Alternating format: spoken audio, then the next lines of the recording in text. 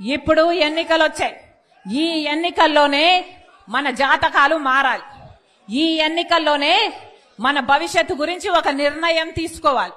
ఎన్ని ప్రజలకు మీరు వివరించి చెప్పాల్సిన అవసరం ఉంది.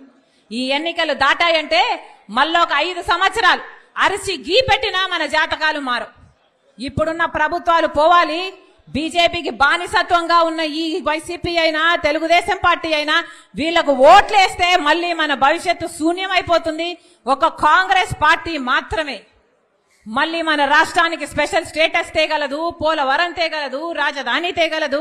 కడపలో స్టీల్ ఫ్యాక్టరీ అయినా, రైల్వే లైన్ అయినా ఇవన్నీ సాధ్యం కావాలన్నా, మన బిడ్డలకు ఉద్యోగాలు రావాలన్నా, వ్యవసాయం మళ్ళీ పండుగ కావాలన్నా, రుణమాఫీ జరగాలన్నా ఇవన్నీ కావాలి అంటే కాంగ్రెస్ పార్టీ అధికారంలోకి రావాలి అని మీరు ప్రజల మధ్యకు తీసుకువెళ్ళాలి.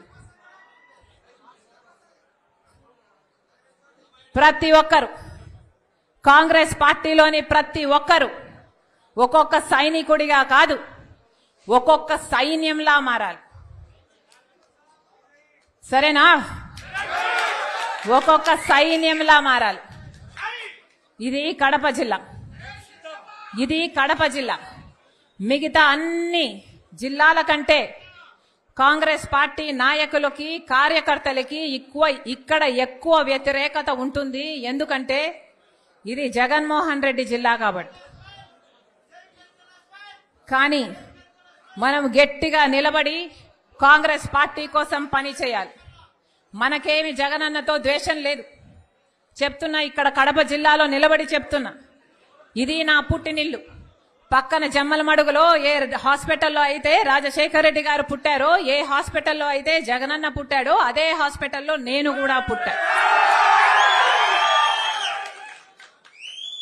ఇది నా పుట్టినిల్లు. ఇది నా పుట్టినిల్లు. జగనన్నతో నాకేమీ ద్వేషం లేదు. ఆయనది కూడా నా రక్తమే. కానీ జగనన్న ముఖ్యమంత్రి అయిన తర్వాత మనిషి మారిపోయాడు. జగనన్న ముఖ్యమంత్రి అయినాక పాత జగనన్న కాదు. ఈ జగనన్న నాకు తెలియదు. నేను వైసీపీ కోసం, జగనన్న కోసం నిస్వార్థంగా 3200 కిలోమీటర్లు పాదయాత్ర చేశాను.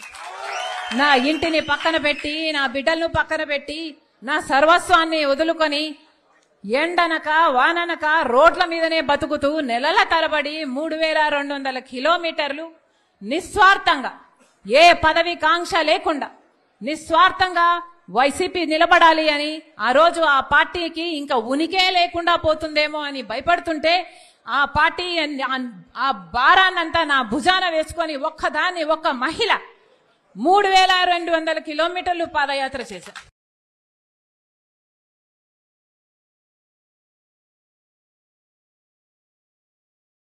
క్యాంపెయిన్ రన్ చేయమంటే చేశాం. ఎక్కడ ఏ అవసరం ఉన్నా, ఏ పదవిని కాంక్షించకుండా, నాకిది కావాలి, నాకిది చెయ్యి అని అడగకుండా ఒక సామాన్య కార్యకర్తకైనా పర్వాలేదులే అనుకొని ఆ రోజు అంత త్యాగం చేస్తే ఈ రోజు అదే వైసీపీ పార్టీకి అవేవి గుర్తులేదు. ఈ రోజు వైసీపీ పార్టీకి, వాళ్ళ క్యాడర్కు, వాళ్ళ సోషల్ మీడియాకి అసలు నేను ఒక మహిళనని, వైసీపీ పార్టీ కోసం ఎన్ని త్యాగాలు చేశానని, రాజశేఖర రెడ్డి బిడ్డనని గాని, వాళ్ళకింత మేలు చేసిందానని గాని ఈరోజు ఒక్కటి కూడా గుర్తు పెట్టుకోలే. ఈరోజు మూకుమ్మడిగా నా మీద దాడులు చేస్తున్నారు. సిగ్గు ఎగ్గు లేకుండా, ఉచ్చం నీచం లేకుండా వ్యక్తిగతంగా నన్ను టార్గెట్ చేస్తున్నారు. ఎన్ని రకాలుగా రోజుకొక స్టోరీ చెప్తారు, రోజుకొకరిని ముందుకు తీసుకొస్తాడు, రోజుకొక జోకర్ ముందుకు వస్తాడు, ఒక కొత్త మాట చెప్తాడు. నిన్నైతే ఒకడు ఏకంగా ప్రణబ్ ముఖర్జీ పేరునే తీసుకున్నాడు. ప్రణబ్ ముఖర్జీ ఆయనకు చెప్పాడట, నా భర్త అనిలు సోనియా గాంధీ దగ్గరికి వెళ్ళాడట, ఆయనకు పదవీకాంక్ష అప్పటి నుంచే ఉందట, పదవీకాంక్ష ఉంది కాబట్టి అక్కడ సోనియా గాంధీతో నా భర్త చెప్పాడట, షర్మిలమ్మను ముఖ్యమంత్రిని చేయండి, మేము కాంగ్రెస్ పార్టీని బలోపేతం చేస్తాము, జగన్ జైల్లో పెట్టండి అని నా భర్త ఆయనకు చెప్పాడట. ఏమైనా అర్థం ఉందా అని అడుగుతున్నాం. ఇప్పుడు ప్రణబ్ ముఖర్జీ గారు లేరు చెప్పటానికి. అలాంటి పెద్ద మనిషి పేరును కూడా మీరు వదిలిపెట్టడం లేదు అంటే అసలు మీ కుట్రలకు, మీ కుతంత్రాలకు ఏదైనా హదుపు ఏదైనా ఉందా? నా భర్తకు పదవీకాంక్ష ఉందా? మాకు పదవీకాంక్ష ఉంటే మా నాన్న అప్పుడు 5 సంవత్సరాలు ముఖ్యమంత్రి, మేము ఒక్క పదవైనా తీసుకోకపోయే వాళ్ళమా? మాకు పదవీకాంక్ష ఉంటే ఒక్క పదవైనా తీసుకున్నామా? మేము మా నాన్న ముఖ్యమంత్రిగా ఉన్నప్పుడు ఒక్క పదవి తీసుకోలేదు కదా. మరి మాకు పదవీకాంక్ష ఉంది అని నేను వైసీపీ కోసం అంత త్యాగాలు చేసి అంత నడుస్తే పోనీ అప్పుడైనా నేను ఏదైనా పదవి అడిగానా? పోనీ అప్పుడైనా నేను పదవులు అడుగుంటే నాకు పదవీకాంక్ష ఉంది అని మీరు అనొచ్చు. మేము పదవీకాంక్షలు ఉన్నోళ్ళమే అయితే అసలు మీకోసం మేము పాదయాత్ర చేయడం ఏంటి? నా కోసం నేను పాదయాత్ర చేసుకుంటే అర్థం ఉంది, కానీ మీకోసం నేను పాదయాత్ర చేసుకుంటే నాకెలా పదవులు వస్తాయి? అసలు ఇంగితం ఉండే మాట్లాడుతున్నారా? నా భర్త అంట సోనియా గాంధీ దగ్గరికి వెళ్ళాడట. నా భర్త వెళ్ళింది సోనియా గాంధీ గారి దగ్గరికి భారతిరెడ్డి గారితో పాటి మా వదినమ్మతో కలిసిపోయాడు. పోని నా భర్త షర్మిలమ్మను ముఖ్యమంత్రి చేయండి అని అడిగాడు అని అంటున్నారే, అది భారతిరెడ్డి గారి ముందు అడిగాడా వెనకాల అడిగాడా? పోనీ దీనికి భారతిరెడ్డి గారు ఏమైనా సాక్ష్యం చెప్తారా? ఏమైనా అర్థం ఉండి మాట్లాడుతున్నారా? పోనీ ప్రణబ్ ముఖర్జీ గారు చెప్పారంటున్నారే, ఆయన ఆన్ రికార్డ్ గా ఎక్కడైనా ఈ మాట మాట్లాడా? ఎక్కడా మాట్లాడలేదు. ఆయన ఇప్పుడు చనిపోయాడు, బదులు చెప్పడానికి లేడు కనుక ఆయన పేరు తీసుకుంటున్నారు. పోనీ ఆయన కొడుకు బతికే ఉన్నాడు, ఆయన కొడుకున్నాడు. పోనీ ఆయన కొడుకు చేత అయినా చెప్పించండి మీరు, మీకు దమ్ముంటే, మీది నిజమైతే. చెప్తున్న ఒక్క మాట మీరు రుజువు చేసుకోలేరు. ఇష్టం వచ్చినట్లు జోకర్ల చేత, ఎవడి చేత వీలైతే వాడి చేత ఏది కావాలంటే అది మాట్లాడిస్తున్నారే. ఉచ్చం నీచం అవసరం లేదా? ఆడపిల్ల అన్న ఇంగితం కూడా లేదా? వ్యక్తిగతంగా టార్గెట్ చేస్తారా? ఇంకా సాక్షి అట ఇప్పుడు తెలంగాణలో నాతో కలిసి పనిచేసిన వాళ్లకు ఫోన్లు చేసి షర్మిలమ్మకు వ్యతిరేకంగా మీరు మాట్లాడితే మేము మీకు కవరేజ్ ఇస్తామని ఫోన్లు చేస్తున్నారు, వాళ్ళకు కవరేజ్ ఇస్తున్నారు. అక్కడ తెలంగాణ పార్టీలో నాతో కలిసి చేసిన వాళ్ళు మాకు ఫోన్ చేసి, అమ్మా మాకు ఇలా ఫోన్లు వస్తున్నాయి, మీరు వ్యతిరేకంగా మాకు చెప్తున్నారు.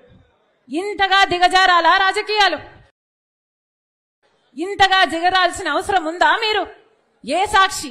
ఇదే సాక్షిలో ఏ సాక్షి అయితే ఇప్పుడు నా గురించి ఇంత దూషణలు చేస్తున్నారో, ఇంత ఈ సోషల్ మీడియా అంతా ఇంతగా దూషిస్తున్నారో,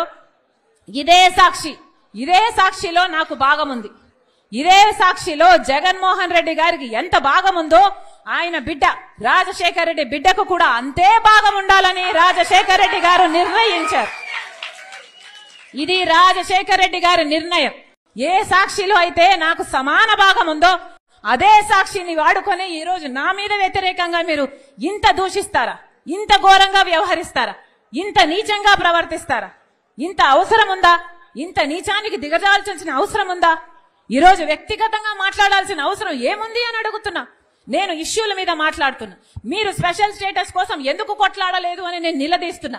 మీరు పోలవరం కోసం ఎందుకు కొట్లాడలేదు, ఎందుకు తేలేదు అని నేను అడుగుతున్నా. బీజేపీతో మీకు దోస్తీ ఉంది, మీరు బానిసలుగా ఉన్నారు.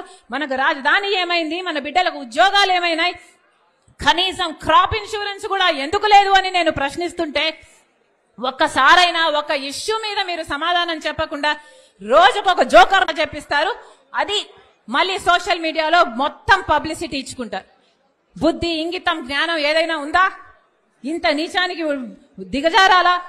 విలువలు, విశ్వసనీయతలు అని పెద్ద పెద్ద మాటలు చెప్పారు కదా, మరి మీకు లేవా విలువలు, విశ్వసనీయతలు?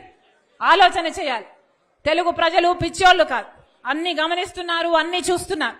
నేను రాజశేఖర్ రెడ్డి బిడ్డను. పులి కడుపున పులే పుడుతుంది. రాజశేఖర్ రెడ్డి రక్తం నాలో ప్రవహిస్తుంది. నేను రాజశేఖర్ రెడ్డి బిడ్డ వైఎస్ షర్మిలా రెడ్డి. నా పేరు ఇదే, నా ఉనికి ఇదే. ఎవరు కాదన్నా, ఎవరు అవునన్నా, ఎవరు గీ పెట్టినా నేను వైఎస్ షర్మిలా రెడ్డి. ఆంధ్ర రాష్ట్ర ప్రజలకు మేలు చేయడానికే ఇక్కడికి వచ్చాం. నా గుండెలో నిజాయితీ ఉంది. ఆంధ్ర రాష్ట్ర ప్రజలకు వాళ్ళ హక్కులు కల్పించాలని రాజశేఖర్ రెడ్డి బిడ్డ ఈ రోజు తన పుట్టినింటిలో ఆంధ్ర రాష్ట్రంలో అడుగుపెట్టింది. నిలబడుతుంది, కొట్లాడుతుంది. ప్రత్యేక హోదా వచ్చేంత వరకు రాజశేఖర్ రెడ్డి బిడ్డ ఇక్కడ నుంచి కదలదు. పోలవరం వచ్చేంత వరకు రాజశేఖర్ రెడ్డి బిడ్డ ఇక్కడ నుంచి కదలదు. మన రాష్ట్రానికి, మన బిడ్డలకు ఉద్యోగాలు రావాలి, మన రాష్ట్రం అభివృద్ధి చెందాలి. అంతవరకు రాజశేఖర్ రెడ్డి బిడ్డ తన పుట్టింటి నుంచి కదలదు. మీ ఇష్టం వచ్చింది చేసుకోండి, ఎంత చేసుకుంటారో చేసుకోండి, ఏం పిక్కుంటారో పిక్కోండి. ఇక్కడ భయపడే వాళ్ళు ఎవ్వరూ లేరు. ఇక్కడ ఉన్నది రాజశేఖర్ రెడ్డి బిడ్డ. ఖబర్దార్. జోహార్ వైఎస్ఆర్. రాహుల్ గాంధీ గారి నాయకత్వం వర్ధిల్లాలి, వర్ధిల్లాలి.